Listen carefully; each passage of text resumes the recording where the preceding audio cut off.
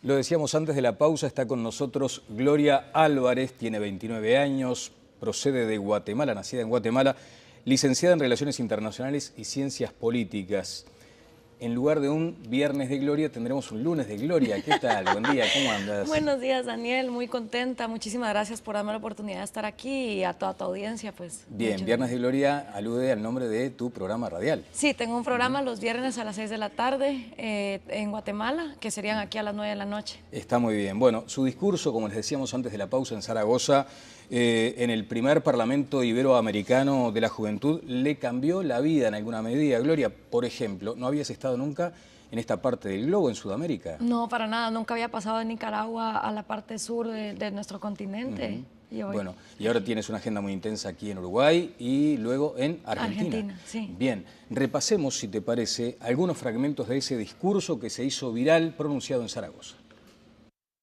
El populismo, platicando con las personas que hemos platicado y compartiendo lo que hemos compartido, a lo primero que se encarga es a desmantelar instituciones poco a poco, a reescribir constituciones para poderlas acomodar a los antojos de los diferentes líderes corruptos que tenemos en Latinoamérica. Creo que la batalla, más que entre izquierdas y derechas, las personas que estamos en contra del populismo, debemos hablar de populismo versus república. Quiero proponerles es que desmantelemos el populismo a través de la tecnología. ¿Y por qué a través de la tecnología? Porque hoy mismo hablamos de que los cambios que están surgiendo en nuestros países y que están surgiendo con la tecnología no van acompañados de la educación necesaria. Y nuestros líderes populistas anulan toda la razón y toda la lógica de su argumento, levantando pasiones. Y nosotros también tenemos que levantar una pasión por la educación, una pasión por el intercambio de ideas, una pasión por el conocimiento, por querer ser personas e individuos empoderados. Porque la otra cosa que hace el populismo es que le anula la dignidad a las personas. Pero una población que no tiene educación no va a exigir de sus políticos un debate con lógica y con razón y con argumentos y se va a manipular fácilmente a través de las pasiones. Bien, algunos fragmentos seleccionados para que tomen nota de lo que fue ese discurso en Zaragoza. ¿Qué hace en Guatemala, Gloria? Trabajo en el Movimiento Cívico Nacional, que se fundó hace 5 años a raíz de la muerte del abogado Rodrigo Rosenberg. Otro video que también se viralizó en el mundo. ¿Un sector político partidario es ese? No, para nada. Es sociedad civil, financiada por individuos que quieren rescatar la república en nuestro país, y ese ha sido el trabajo que hemos venido haciendo. Yo me encargo específicamente de los proyectos para empoderar ciudadanía, de hacer giras en el interior y empezar a concientizar con un lenguaje bastante sencillo a las personas sobre sus derechos, sobre cómo funciona el sistema guatemalteco. ¿Cuál fue la génesis de este discurso? ¿Cuándo lo empezó a preparar? ¿En función de qué? ¿Cómo fue la convocatoria? El discurso lo preparé minutos antes, realmente era solo un mapa conceptual que hice sentada ahí en las Cortes de Aragón y surgió de varios elementos. Primero, el trabajo que hacemos en el movimiento, que es el rescate a la República. Segundo, las propuestas que surgieron en este Parlamento de Zaragoza de poder armar la unidad desde México hasta la Patagonia, que no hemos podido lograr ni en economía ni en política a través de un intercambio de información por la tecnología. Bueno, usted lleva un rechazo al autoritarismo en las venas. De eso se trata su historia familiar en alguna medida, explíqueme. Sí, por el lado de mi padre, ellos son cubanos, disidentes obviamente del régimen castrista. Otra parte de mi familia sí se volvió completamente miliciana y militante del régimen, y hubo pues una fricción en mi familia. Y del lado de mi madre, ella es mitad guatemalteca, mitad húngara. Mi abuelo salió de Budapest por la Unión Soviética. Bien, menciona precisamente eso, que está superado el debate respecto a izquierdas y derechas, que de pronto el populismo, en su acepción peyorativa, digamos, puede provenir de izquierdas o de derechas. Sin embargo, me gustaría detenerme en el origen, desde su punto de vista, del populismo. ¿Es de izquierdas o de derechas? Creo que el populismo nació como una herramienta para obtener votos de una forma fácil, sin necesidad de apelar a planes y proyectos de gobierno que tuvieran algún respaldo filosófico, económico o científico. Y como herramienta para obtener votos, pues ha sido utilizado siempre que escuchemos a un político prometer algo sin tener fundamentos detrás. No es que sea una herramienta nueva, desde el Imperio Romano podemos ver prácticas así. Bueno, pero usted no advierte allí un origen en la derecha o en la izquierda del populismo. No entiende que hay una génesis de ese concepto, de esa concepción en una de estas áreas de pensamiento. No, ha sido utilizada por ambas.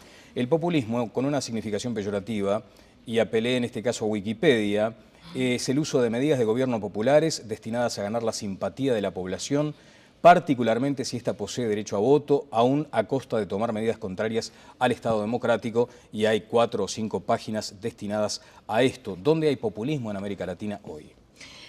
Populismo lo podemos encontrar primero en campañas políticas, casi que yo diría de México hasta Argentina. O sea, en cualquier campaña política, cada vez que hay elecciones, vemos entre los discursos muchas falacias, ad hominem, ad misericordia, de generalización, apelando a la mayoría. Y en los países que han gobernado podemos ver en aquellos que sistemáticamente han desmantelado instituciones, por ejemplo, donde en un legislativo ya no hay oposición, donde empieza una compra de jueces, donde empiezan restricciones a la libertad de expresión, donde empiezan expropiaciones o restricciones a la comercialización o a los derechos que tiene un ciudadano para poder comerciar, salir de su país. Ahí podemos empezar a detectar cuáles son los síntomas y las consecuencias. Correcto, y ha identificado claramente algunos países donde ese problema se acentúa.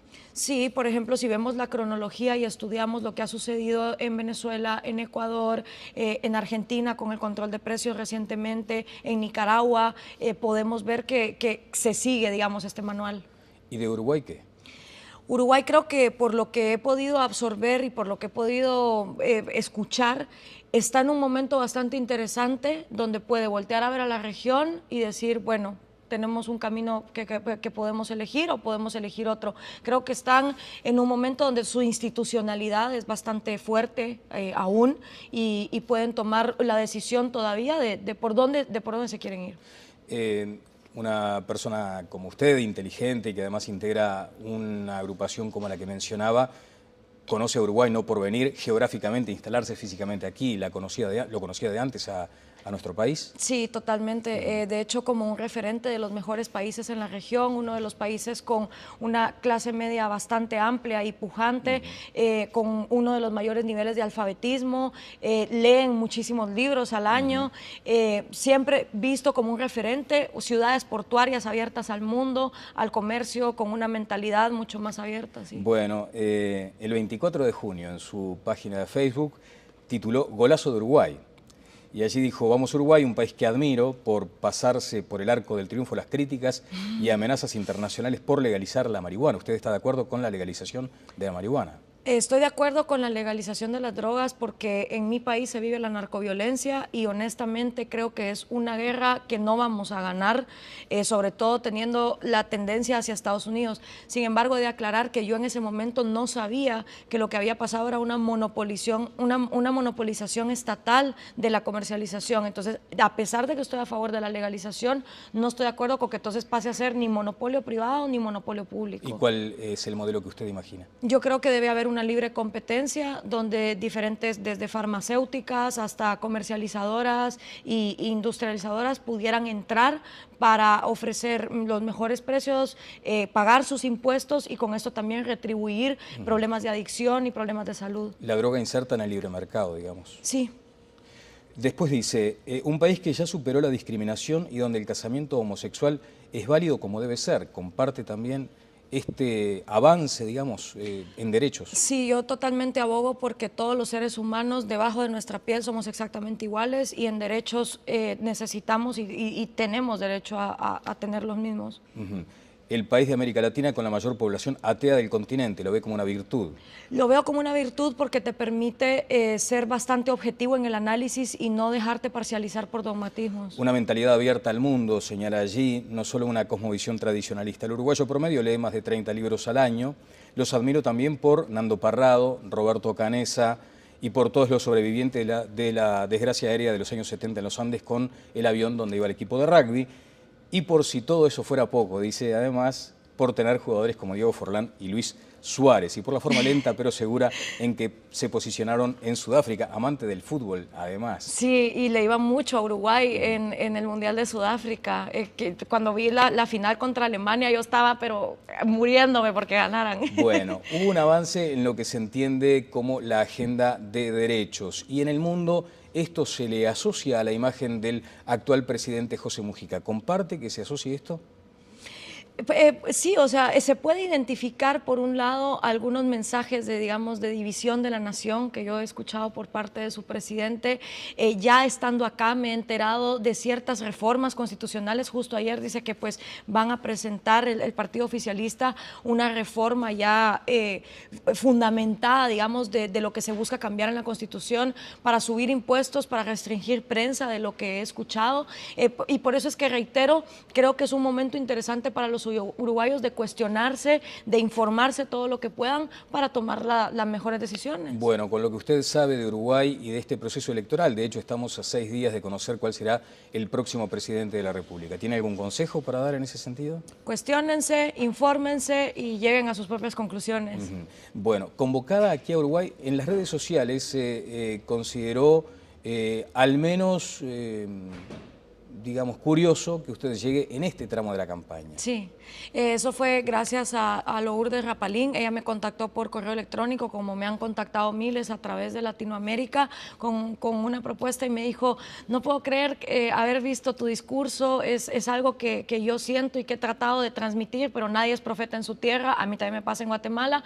Y le dije a mi jefe, mira, está pasando esto a raíz de la viralización, y me dice, bueno, pues ve. Obviamente, por la época de diciembre que tenemos vacaciones, era o venía en noviembre y aprovechaba la gira que estoy haciendo por toda la región, o me esperaba entonces hasta enero, y pues coincidió. Ahora, creo que los uruguayos son completamente autónomos e independientes y mi presencia aquí no tiene por qué demarcar que alguien vaya a ser influenciado.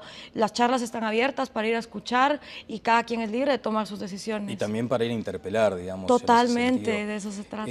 Gloria, porque además, claro, sucede esto con una dirigente calificada del Partido Nacional como Lourdes Rapalín que la convoca y también esa inquietud a veces por lo monetario. ¿Le pagan por llegar a Uruguay o por dar estas charlas? No, no me pagan nada más que, o sea, los viáticos, lo que sea el boleto de avión y mi estadía y mi alimentación, pero yo no estoy cobrando un centavo por esto porque es parte de la difusión que ya hago en el Movimiento Cívico Nacional en Guatemala y las giras que hago dentro de mi país. Simplemente ahora una Latinoamérica que dijo, le encontramos sentido a lo que ella dijo, bueno, pues sigamos dando el mensaje. Bien, ¿ponderó, valoró el hecho de que llegaba precisamente a pocos días de que se definiera la elección en un balotaje? Sí, fue totalmente informada de lo mismo y dije, bueno, o sea, de todas maneras creo que si los uruguayos saben que este es un momento decisivo y mi charla les puede servir para tomar un libro, para cuestionar o lo que sea, pues qué bueno, pero creo que, como te repito, a nadie puedo yo influenciar a que vote de una u otra manera, ni es esa mi intención tampoco. Bien, de acuerdo a los analistas, es bastante probable que el próximo presidente de la República pertenezca a la izquierda uruguaya, el doctor Tabaré Vázquez, lo conoce.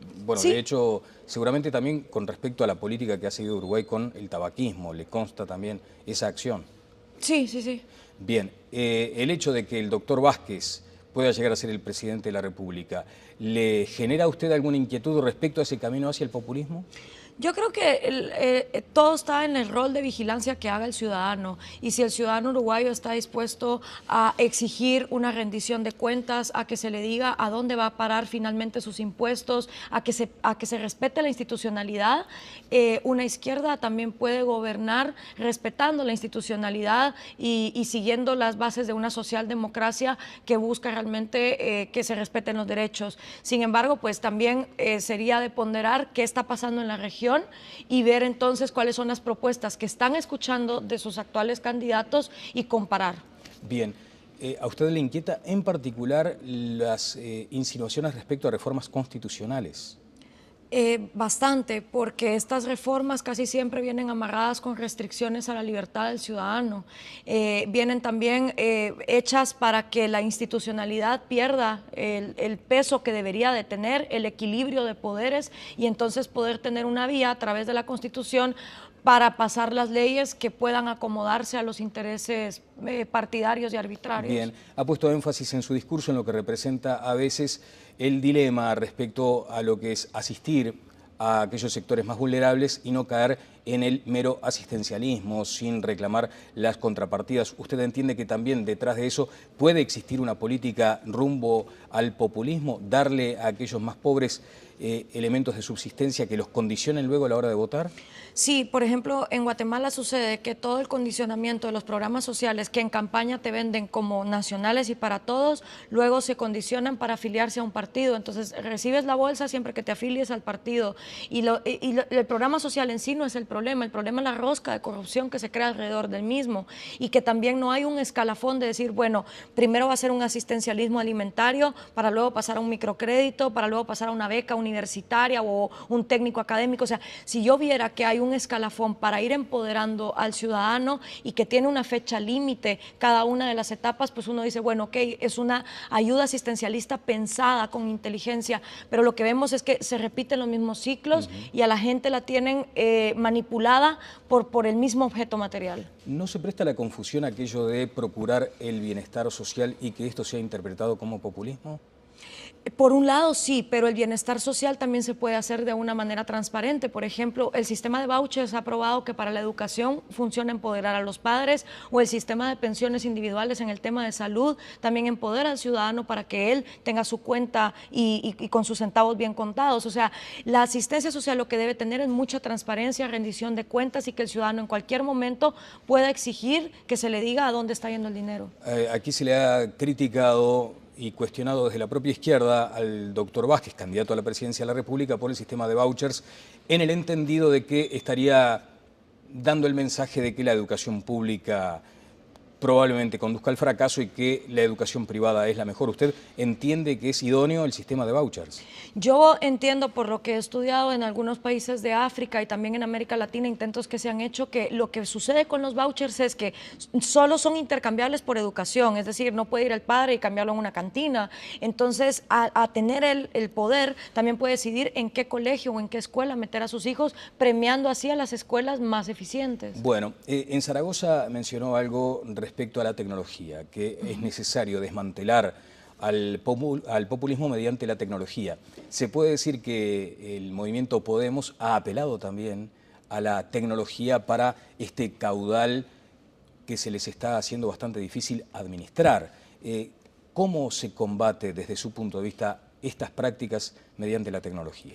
Bueno, la gasolina del populismo es la corrupción, porque obviamente se necesita un influjo de fondos que no se sepa de dónde vienen ni a dónde van para poder financiar todas estas promesas y crear un déficit sin que la población se descontente. A través de la tecnología nosotros podemos empezar a evidenciar cuáles son los casos de corrupción, dónde no se están rindiendo cuentas, dónde está faltando transparencia y empezar entonces a levantar una voz de lo que está pasando en cada uno de nuestros países para intercambiar información. Bien, cuando habla de tecnología, ¿son las plataformas digitales actuales de comunicación, por ejemplo? Sí, totalmente, tanto para uno poner su educación como un fin propio, como para también transmitir al mundo los resultados de esa educación. ¿Le consta que tanto el oficialismo como la oposición han hecho muchos esfuerzos para que la educación se transforme en un asunto de Estado? ¿Por allí también se va caminando hacia lo que usted entiende es una sociedad que impida que se vacune contra los populismos?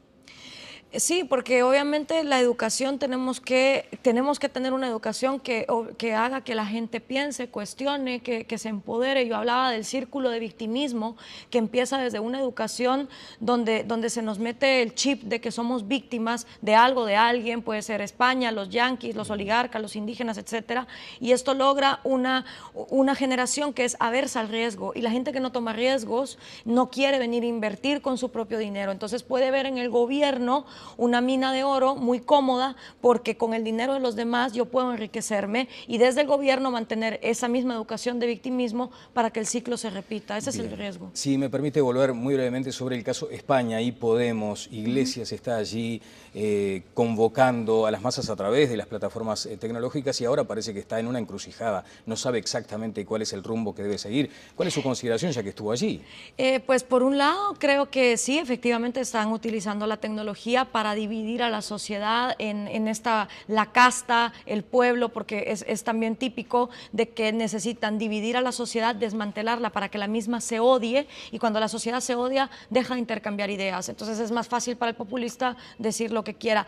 Yo lo he dicho y lo repito, no conozco el plan de gobierno de Podemos, creo que ningún español tampoco ha tenido acceso al mismo. Lo que hay es mucho pánico por algunos discursos que él da, por una parte de la sociedad, y por otro lado descontento, porque el PSOE y el PP no han dado los resultados que el español esperaba. Bueno, ¿le resulta más fácil pronunciar su discurso en el exterior que en la propia Guatemala? No, la gente que me conoce y que me ha seguido en radio desde hace 4 años sabe que yo pues siempre he sido muy radical y contestataria, primero de mi país, porque obviamente uno tiene que reconocer los errores, las falencias y los retos del país de uno para luego ver en la región futuros ejemplos a seguir o cosas de las que nos tenemos que abstener. Una situación complicada la de Guatemala, ¿no? Bastante. Allí, por ejemplo, se habla de un creciente empobrecimiento, de índices desmesurados de violencia, un incremento que usted además en números, ¿cómo lo instala, por ejemplo? Bueno, en Guatemala, de 14 millones que somos, 2 millones viven con menos de $1 al día. La mayoría de mujeres, por cuestiones de machismo, no tienen acceso a la educación. La población indígena, que tiene tradiciones muy positivas, también tiene algunas que rezagan la educación y la modernidad, y esto logra que muchas familias no puedan acceder a los mercados capitales. Por otro lado, pues también existen algunas restricciones comerciales, tenemos mucho narcotráfico infiltrado, que también hace que nuestra política sea corrupta. Recientemente llamadas de la vicepresidenta directamente para comprar magistrados de la Corte Suprema de Justicia, transfugismo en el Congreso, o sea, una situación bien compleja. Justicia arbitraria también. Totalmente, 98% de nuestros crímenes pasan impunes. La degradación de valores, usted ha puesto énfasis en sus programas de radio en ese aspecto. Sí. ¿Hay retorno, hay camino de vuelta de estas cuestiones cuando llega a tal el grado de degradación que no hay esperanza? Yo creo que siempre y cuando se siga apelando a la dignidad humana, se siga transmitiendo, como yo hago en mi programa de radio, yo apuesto mucho por el autoestima, por el individuo, y para mí no hay mejor recompensa que cuando alguien me escribe y me dice, mira, me atreví a aplicar a una beca en el extranjero por algo que tú dijiste, cuando toda mi familia no confiaba en mí.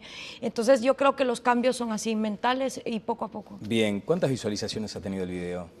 Como 1.300.000 hasta la última vez que vi.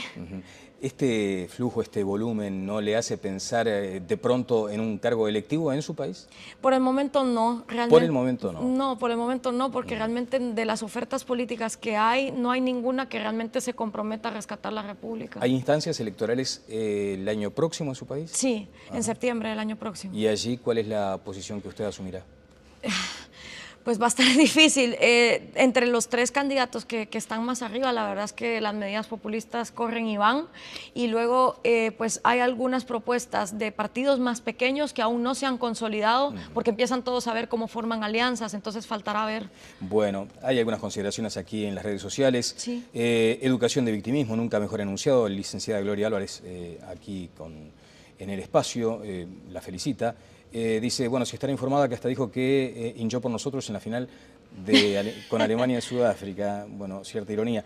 Después habla de una reforma constitucional, una ley de medios que sin duda no conoce, vergüenza ajena me da. O sea, eso que muchas veces se le cuestiona a analistas o de pronto a quienes vienen a opinar respecto a nuestras situaciones. ¿Se enfrenta también a esa crítica muchas veces? Sí, total, y empezando desde mi país, creo que lo más importante de la ley de medios es que los uruguayos la lean y que lleguen ellos a sus propias conclusiones. Bueno, hay otras consideraciones, en todo caso después a través de la cuenta de Twitter las puede seguir, pero también celebran su presencia y otros la cuestionan, como suele acontecer. Yo le quiero agradecer estos minutos. ¿Va a seguir en la gira por Uruguay? Sí. ¿Va a recorrer varios puntos del interior? Sí, voy a estar en su provincia también. Bueno, por eso en Tacuarembó, en el departamento de Tacuarembó, así que será allá seguramente también motivo de algunas entrevistas de mis queridos colegas. Gloria, muchas gracias por estos valiosos minutos. No, gracias a usted, Daniel. Bueno, que pase muy bien. Gloria Álvarez estuvo con nosotros. Vamos a una breve pausa y seguimos adelante en Tele Buen Día.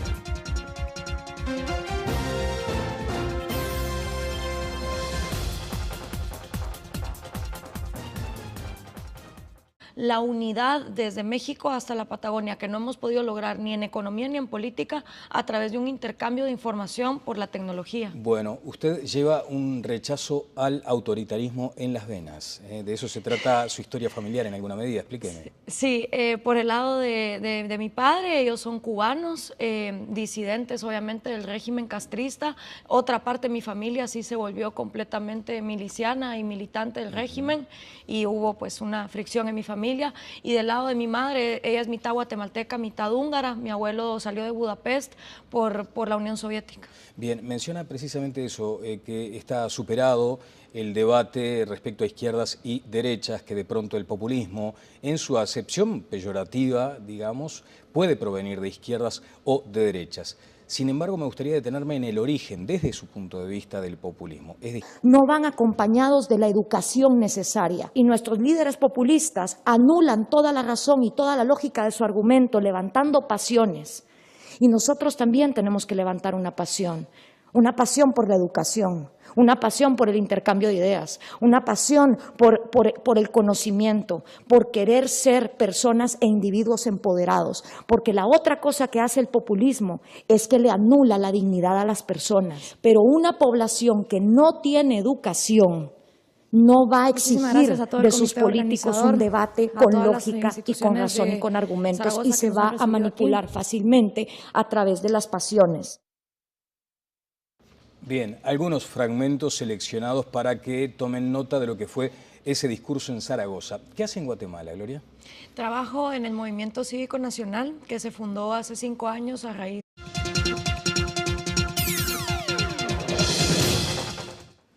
Lo decíamos antes de la pausa, está con nosotros Gloria Álvarez, tiene 29 años, procede de Guatemala, nacida en Guatemala, licenciada en Relaciones Internacionales y Ciencias Políticas.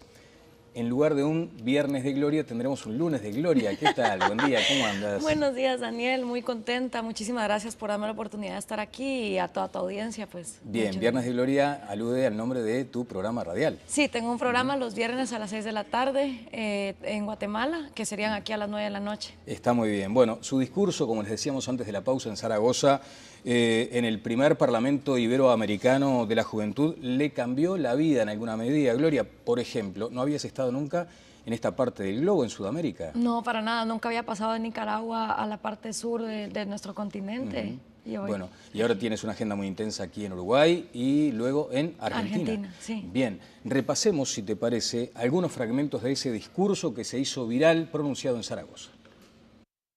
El populismo, platicando con las personas que hemos platicado y compartiendo lo que hemos compartido, a lo primero que se encarga es a desmantelar instituciones poco a poco, a reescribir constituciones para poderlas acomodar a los antojos de los diferentes líderes corruptos que tenemos en Latinoamérica. Creo que la batalla, más que entre izquierdas y derechas, las personas que estamos en contra del populismo, debemos hablar de populismo versus república. Quiero proponerles es que desmantelemos el populismo a través de la tecnología. ¿Y por qué a través de la tecnología?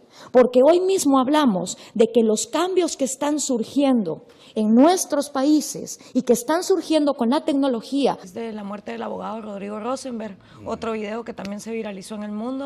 ¿Un sector político partidario es ese? No, para nada. Es sociedad civil, financiada por individuos que quieren rescatar la república en nuestro país, y ese ha sido el trabajo que hemos venido haciendo.